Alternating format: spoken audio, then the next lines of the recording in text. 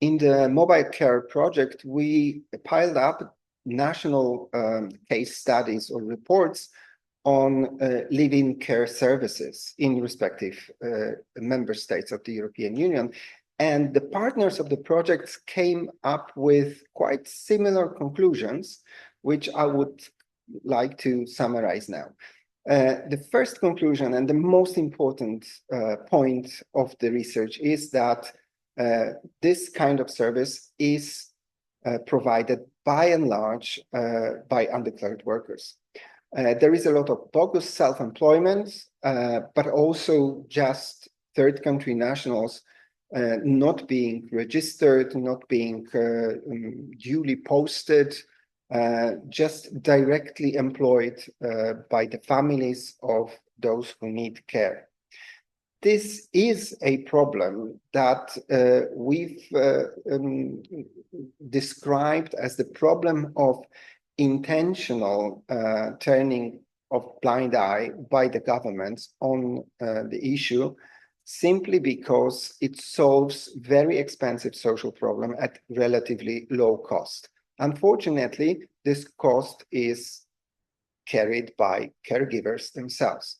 So in our project, we try to build a roadmap of gradual reduction of gray zone in this area, in this sector, and promoting legal forms of employment for caregivers. Now, another observation that we take from national reports is that the very characteristic of this service is that the recipient of the service is also a consumer. So the caregiving service is a very fragile service.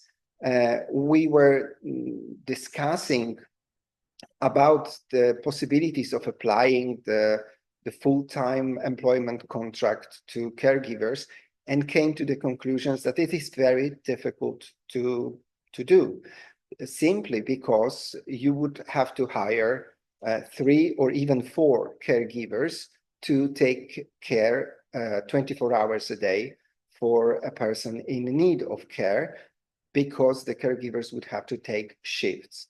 In most of the member states and in most of the countries represented by our partners, it is not possible or very difficult to introduce the shredded working time. So by doing this, not only the cost would be unbearable, we've estimated that roughly the cost of care, monthly cost of care for the German family is 3,500 euro a month. But if we did this with 4 caregivers instead of 1, then of course it would be 13,000, 12 to 13,000 euro. Now, it's not simple multiplication.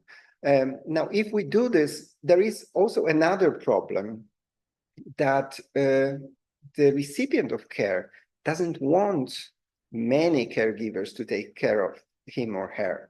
It is already difficult to convince this person to bear with 2 different caregivers who take shifts accordingly. So we have to take into account all these difficulties.